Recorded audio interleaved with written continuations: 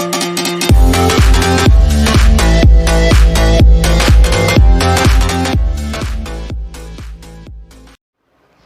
And welcome back to Margdarshan academy. Students, पिछले video में हमने इकोनॉमिक प्रॉब्लम को डिस्कस किया था। आज हम डिस्कस करेंगे central problem of economy. Production, consumption and exchange of goods and services are the basic economic activities amongst the economic activities, यानी सारी एक्टिविटीज़ जो हमारी इकोनॉमिक हैं, जो भी हम पैसों के एक्सचेंज में करते हैं, उनमें से ये हमारी कुछ बेसिक एक्टिविटीज़ हैं। अब इन बेसिक्स एक्टिविटीज़ के लिए हर सोसाइटी को स्कैर्सिटी ऑफ रिसोर्सेज के फेस से गुज़रना ही पड़ता है। यानी अगर हम कहें तो जो आपकी डिमांड है, होलसेल डिमांड है, उन टर्म्स में हम कहें तो सारे रिसोर्सेज की जो सप्लाई है वो कहीं ना कहीं कम पड़ जाती है। अब स्कैर्सिटी ऑफ रिसोर्सेज एक इंडिविजुअल की समस्या नहीं है, हर सोसाइटी की, हर इकोनॉमी की समस्या है। वो इकोनॉमी चाहे डेवलप्ड हो, अंडर डेवलप हो, चाहे डेवलपिंग क्यों ना हो। क्यों? क्योंकि जैसे ह्यूमन की वांट्स रोज़ रोज़ नई नई पैदा होती हैं, वैसे सोसाइटी भी है, क्योंकि सोसाइटी भी इंडिविजुअल से बना हुआ है। तो हम बात कर लेते हैं कि सोसाइटी के सामने कौन सी प्रॉब्लम है। उन प्रॉब्लम को ही हम central problem of an economy कहते हैं। तो सोसाइटी जिन 3 समस्याओं से गुजर रही है वो है, पहली व्हाट टू प्रोड्यूस, दूसरा हाउ टू प्रोड्यूस, और तीसरा फॉर होम टू प्रोड्यूस। अब जैसे मैंने कहा व्हाट टू प्रोड्यूस, तो यहाँ 2 चीज़ें आती हैं कि एक तो व्हाट टू प्रोड्यूस और दूसरा एंड इन व्हाट क्वांटिटी।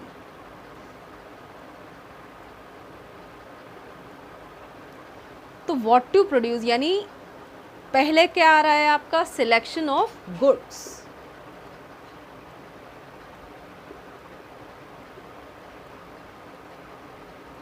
तो हम कह सकते हैं this is the basic problem of selection of goods. यानी सिलेक्शन ऑफ गुड्स एक एग्जांपल से समझ लेते हैं कि जैसे आप सब्ज़ी लेने गए हैं। अब सब्ज़ी लेने गए हैं तो सब्ज़ी वाले के पास पूरी ढेरी अलग अलग बनी हुई हैं और वहाँ कम से कम 10-15 तरह की सब्ज़ियाँ हैं, और वो 10-15 सब्ज़ियाँ आप खरीद सकते हो, आपके घर में वो बनती हैं। तो वो सारी की सारी क्या चीज़ हो गई, आपकी पॉसिबल गुड्स। तो सोसाइटी के सामने भी डिफरेंट पॉसिबल गुड्स हैं जिनको वो प्रोड्यूस कर सकती है या करेगी। अब उसमें से उसको डिसाइड करना है कि which goods to be produce, किस गुड्स का प्रोडक्शन करना है और किसका नहीं करना है, यानी कौन सी सब्ज़ी आपको लेनी है और कौन सी नहीं लेनी है। तो अभी हम सिर्फ प्रॉब्लम की बात कर रहे हैं, उसके सोल्यूशन की बात नहीं कर रहे हैं कि क्या प्रोड्यूस करना है और क्या नहीं करना है। ये हम बाद में डिस्कस करेंगे कि इकोनॉमी इस प्रॉब्लम का सोल्यूशन कैसे निकालती है। तो पहले हम बात कर रहे हैं कि सिलेक्शन ऑफ गुड्स, तो वो कौन कौन सी पॉसिबल गुड्स हैं जिनको एक इकोनॉमी प्रोड्यूस कर सकती है। जैसे एग्रीकल्चरल गुड्स और इंडस्ट्रियल गुड्स एंड सर्विसेज, यानी whether to have more of agriculture goods or more industrial products and services, or whether to have more of health and education और more of military services। यानी एक बात करें हम तो एक पीस टाइम गुड्स को ज़्यादा प्रोड्यूस करें या वॉर टाइम गुड्स को ज़्यादा प्रोड्यूस करें, कंज्यूमर गुड्स को ज़्यादा प्रोड्यूस करें या फिर कैपिटल गुड्स को ज़्यादा प्रोड्यूस करें।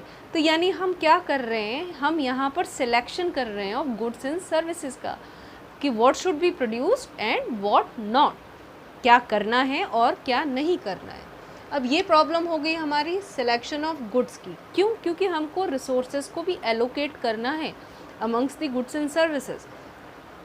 दूसरा है हमारा हाउ टू प्रोड्यूस।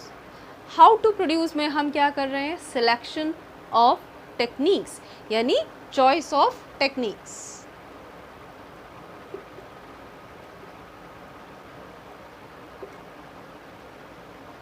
अब चॉइस ऑफ टेक्निक की बात करें तो चॉइस ऑफ टेक्निक में 2 तरह की टेक्निक हैं जो जनरली यूज़ होती हैं, या हम कहते हैं कि 2 ही टेक्निक्स होती हैं जिनसे हम प्रोडक्शन कर सकते हैं। तो वो टेक्निक हैं आपकी labour intensive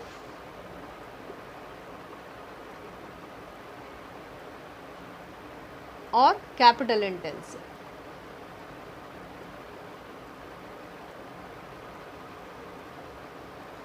labour intensive techniques यानी मोर लेबर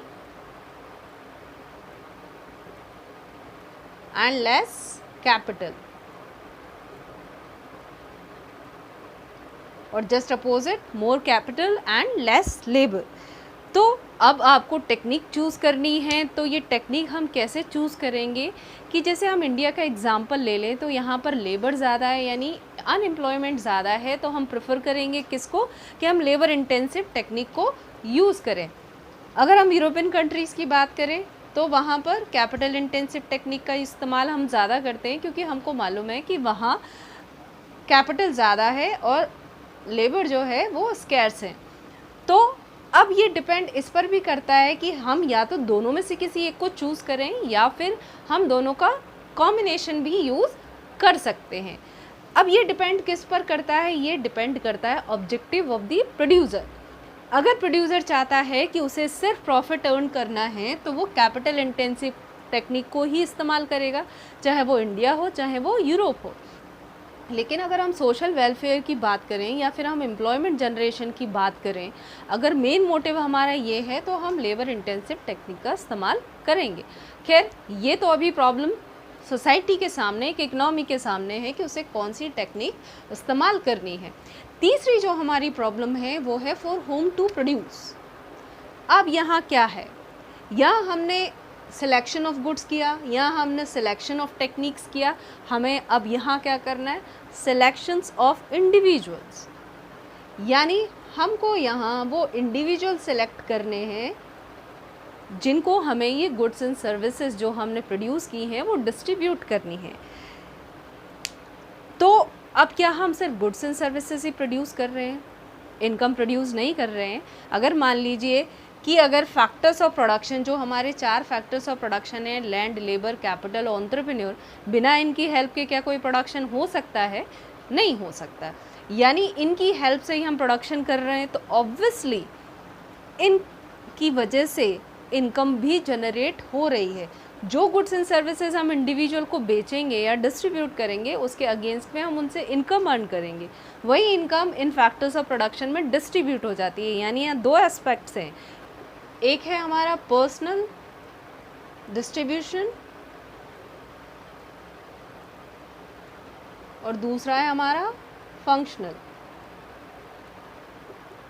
तो पर्सनल डिस्ट्रीब्यूशन में हम क्या कर रहे हैं, we are distributing the goods and services amongst the individual of the society, and here we are in functional distribution, we are distributing our national income amongst the factors of production, that is land, labour, capital and entrepreneur. तो ये थी हमारी central problem of an economy. आइए अब हम discuss करते हैं production possibility curve, लेकिन उससे पहले हमको जानना होगा मार्जिनल अपॉर्चुनिटी कॉस्ट, और उससे भी पहले हमको जानना होगा अपॉर्चुनिटी कॉस्ट। जैसे अपने आप में अपॉर्चुनिटी अपने आप को डिस्क्राइब कर रहा है, अपॉर्चुनिटी मतलब मौका, है ना। हमको किसी चीज़ का अगर मौका मिलता है तो हम उसे कह देते हैं कि अपॉर्चुनिटी हमने पाई है। लेकिन क्या हमको वो अपॉर्चुनिटी ऐसे ही मिल जाती है, या कई बार हम कहते हैं कि इसको पाने के लिए हमको ये चीज़ खोनी पड़ी। तो जब हम कहते हैं कि इसको पाने के लिए हमको ये चीज़ खोनी पड़ी, उसी को हम कहते हैं अपॉर्चुनिटी कॉस्ट। जैसे हम एक सिंपल से एग्जांपल ले लेते हैं। एग्जांपल जैसे आप मॉल जाएं, मॉल जाते हैं, आपकी जेब में सिर्फ 1000 रुपीज़ है और मॉल में आपको 2 शर्ट पसंद आ जाती हैं। तो एक की कीमत 999, दूसरे की कीमत 900 रुपये। अब 999 और 900 में सिर्फ 9 रुपये का फ़र्क है, लेकिन शर्ट दोनों ही बहुत शानदार हैं और दोनों ही आपको बहुत पसंद आती हैं। Again problem of choice due to scarce resources, limited resources हैं आपके पास। अगर दोनों मिलाकर हम शर्ट लेते हैं तो पड़ेगी 1899 की, लेकिन उतने तो हमारे पास है ही नहीं, तो क्या करें, चूज़ करना पड़ेगा। चूज़ किया, ठीक है, तुमको पसंद आ गई 1000 वाली, या हम 999 का कहते हैं कि आपको पसंद आ गई ये, लेकिन आप इसको भी नहीं छोड़ना चाहते थे क्योंकि ये आपको इक्वल सेटिस्फैक्शन दे रही थी, यानी आपको उतना ही पसंद था ये शर्ट भी जितना आपको ये पसंद था। तो आपको ये पाने की उतनी खुशी नहीं हो पाती जितना इसको खोने का दुख होता है कि अरे यार पैसे होते तो ये भी ले लेते। तो जैसे मैंने कहा कि इसको पाने के लिए आपने इसको खोया है, तो ये क्या है, आपकी अपॉर्चुनिटी कॉस्ट 900 रुपये। हम इसे मनी में ही मेज़र करेंगे, क्योंकि इकोनॉमिक्स में हम हर चीज़ को मनी में ही मेज़र करते हैं। और अगर आपने इसको ले लिया, अगर आपके फ्रेंड ने कहा कि नहीं 900 वाली बहुत अच्छी लग रही है, इस वाली से आपने ये ले लिया, तब भी आपको ये खोना पड़ा। यानी दोनों चीज़ें हैं जो आपको नहीं मिल सकती, क्योंकि जैसे मैंने अभी थोड़ी देर पहले बताया कि स्कैर्सिटी ऑफ रिसोर्सेज को हर सोसाइटी फेस कर रही है, तो उसको भी अपने पॉसिबल कॉम्बिनेशंस में से डिसाइड करना पड़ता है ना। तो यहाँ हम भी डिसाइड कर रहे हैं, तो इसी को हम कहते हैं अपॉर्चुनिटी कॉस्ट, यानी cost of next best alternative foregone और सेक्रीफाइस्ड। तो एक और एग्ज़ाम्पल अगर ले लूँ मैं, अगर जैसे मान लीजिए कि आपको जॉब ऑफ़र आया है 3 कंपनियों से A, B, C, या मिस्टर X को जो जॉब ऑफ़र आया है वो A, B एंड C से आया है। A जो है वो सैलरी दे रहा है 45,000, B दे रहा है 40,000 और C दे रहा है 35,000। अब X को यहाँ पर डिसाइड करना है कि उसको कौन सी जॉब ऑफ़र जो है वो एक्सेप्ट करनी चाहिए। कैसे डिसाइड करेगा? तीनों ही की पोस्ट सेम ही है, लेकिन सिर्फ सैलरी में थोड़ा सा ऊंच नीच हो रहा है। तो यहाँ हमको क्या करना है, यानी एक्स क्या करेगा यहाँ पर कि अगर यहाँ वर्किंग कंडीशन थोड़ी सी हार्श है, उसको लगता है कि नहीं यहाँ जॉब जमेगी नहीं, मैं ज़्यादा टिक नहीं पाऊँगा, तो वो इसको सेक्रीफाइस कर देता है। या यहाँ वर्किंग कंडीशन अच्छी है लेकिन दूर पड़ता है, तो वो इसको भी सेक्रीफाइस कर देता है, तो थर्ड को ऑप्ट कर लेता है। अब थर्ड को ऑप्ट तो कर लेता है, लेकिन कहीं ना कहीं ये रहता है कि अरे यार सैलरी कम है, इनमें से कोई इसका बेस्ट ऑप्शन तो यही हो सकता था। या उसने सैलरी को देखा, वर्किंग कंडीशन वगैरह सेकेंडरी चीज़, उसने काम करके नहीं देखा, तो वो कही सुनी बातों में विश्वास नहीं रखता, तो उसने कहा 45,000 ऑप्ट कर लेता हूँ। अब उसके पास इसके बाद जो नेक्स्ट बेस्ट ऑप्शन है वो क्या है? 40,000। यानी ये 3 चॉइसेस हैं आपके पास, A 45,000, B 40,000 एंड C 35,000। और जब आपको इनमें से कोई चूज़ करनी है, कोई एक, तो मान लीजिए अगर आप फर्स्ट को चूज़ करते हैं तो आपने नेक्स्ट बेस्ट ऑल्टरनेटिव इसका क्या हो सकता था? 40,000। यानी आपको क्या लेना है? Highest amount that has been sacrificed by you, तो वो लिया हमने। 40,000 अपॉर्चुनिटी कॉस्ट होगी। अगर आपने इस जॉब को ऑप्ट किया है तो नेक्स्ट बेस्ट क्या होता? हाईएस्ट अमाउंट किसका है? 45, तो ये इसका अपॉर्चुनिटी कॉस्ट होता। और अगर आपने इसको ऑप्ट किया तब भी अपॉर्चुनिटी कॉस्ट, यानी हाईएस्ट अमाउंट जो आपने सेक्रीफाइस किया है उसी को हम कहते हैं अपॉर्चुनिटी कॉस्ट। अपॉर्चुनिटी कॉस्ट के बाद अब हम डिस्कस कर लेते हैं marginal opportunity cost. Marginal opportunity cost एक एग्जांपल से समझ लेते हैं कि अगर हम 2 गुड्स प्रोड्यूस करते हैं, मान लीजिए कि वो 2 गुड हमारी वीट एंड राइस भी हो सकती हैं, और रिसोर्स हमारे पास एक लैंड ही है। अब उस लिमिटेड लैंड पर मैं क्या कर रही हूँ कि जो मेरे पास लेबर है, जो मेरे पास मशीनरी है, जो भी रिसोर्सेज हैं, मैं एक का प्रोडक्शन रोकते हुए दूसरे के प्रोडक्शन में उन रिसोर्सेज को इंक्रीज़ कर रही हूँ। टोटली नहीं कर रही हूँ, मैं क्या कर रही हूँ? I am transferring the resources from one good to the other for the production of the next good. मैं यहाँ पर उसके प्रोडक्शन के लिए यहाँ से रिसोर्स शिफ्ट करके वहाँ दे रही हूँ। तब क्या होगा उस कंडीशन में? अगर मैंने यहाँ से रिसोर्सेज शिफ्ट किए, यानी जब जो प्रोडक्शन पहले यहाँ हो रहा था जितने यूनिट्स का भी, वो अब कम हो जाएगा, और यहाँ पहले से प्रोडक्शन थोड़ा सा इंक्रीज़ हो जाएगा, लेकिन उतने अमाउंट में ये इंक्रीज़ नहीं होगा जितने अमाउंट में ये डिक्रीज़ हो जाएगा। तो ये जो रेट ऑफ सेक्रीफाइसिंग है, इसी को हम कहते हैं मार्जिनल अपॉर्चुनिटी कॉस्ट। MRT यानी मार्जिनल रेट ऑफ ट्रांसफॉर्मेशन, इसका दूसरा नाम ये है। MRT और MOC is defined as the ratio of number of units of one good sacrificed. यानी जितने यूनिट्स हमने सेक्रीफाइस किए, किस लिए? To produce one more unit of the other good in a 2 good economy.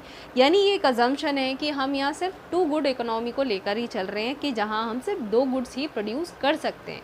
और अगर हम इसे टेक्निकली बात करना चाहें या हम इसे फॉर्मूला वाइज बताना चाहें तो MRT is equals two units of one good sacrificed divided by units of other goods gain.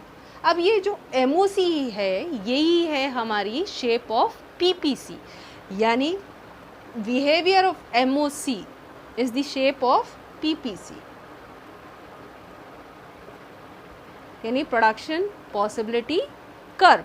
आइए इसको हम एक न्यूमेरिकल एग्जांपल से समझ लेते हैं जिससे आपको MOC और PPC दोनों बड़े अच्छे से समझ में आ जाएगा और फिर हम उसकी डेफिनेशन भी डिस्कस कर लेंगे।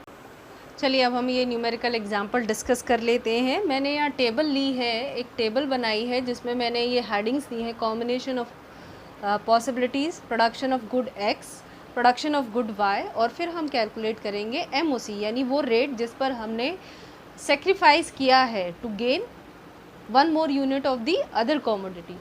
तो यहाँ पर कॉम्बिनेशंस में डिफरेंट कॉम्बिनेशन ले लेती हूँ A, B, C, D and E।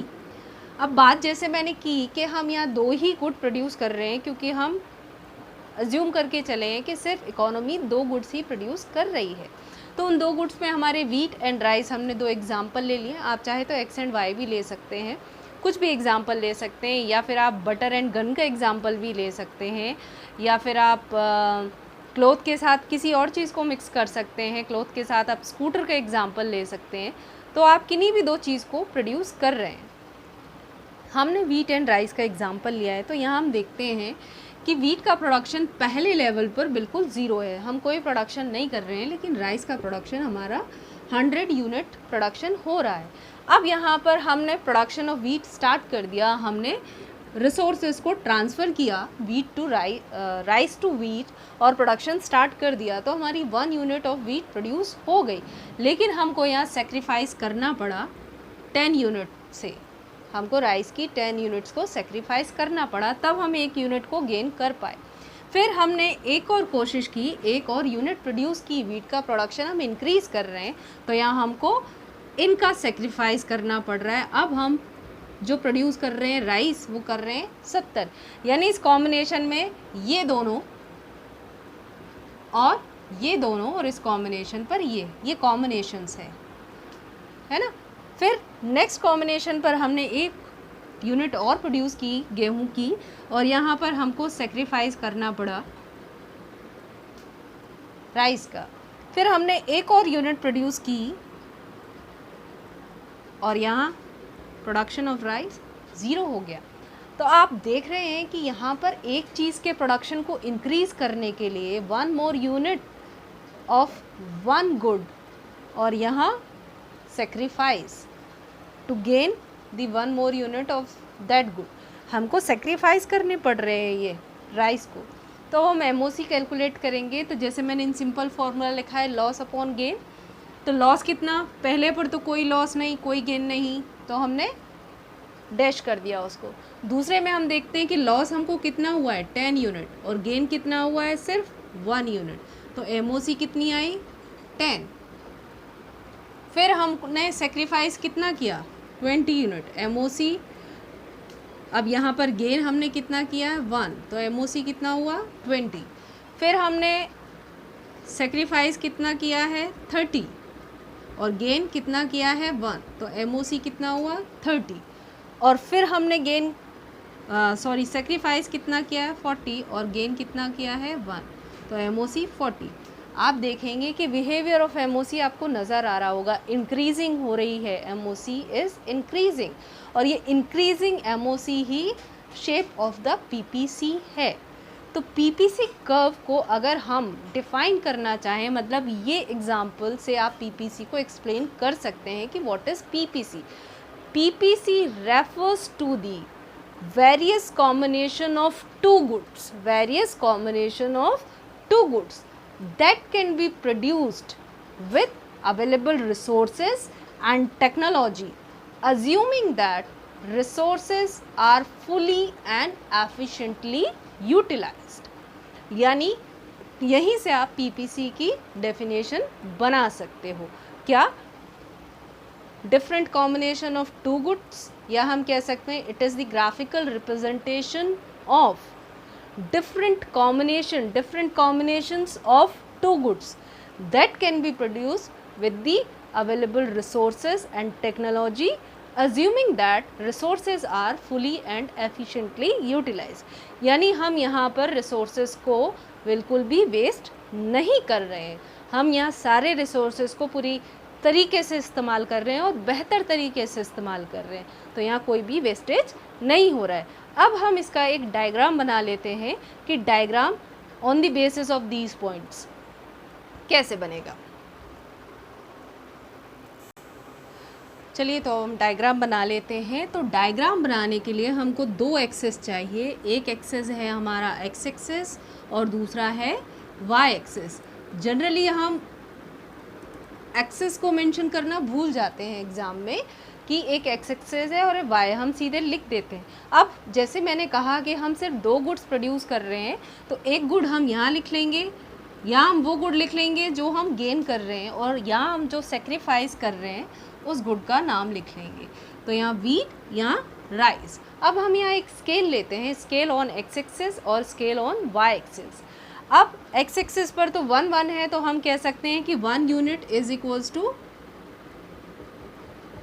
1 square, अगर आपके पास ग्राफ पेपर है। नहीं तो हम 1 सेंटीमीटर, 1 इंचेस, जिसमें भी आप स्केल लेना चाहें ले सकते हैं। दूसरा है हमारा कि हमारा यहाँ 100 तक लास्ट है, यानी हम यहाँ 10 से कर सकते हैं कि 10 unit is equals to 1 centimetre.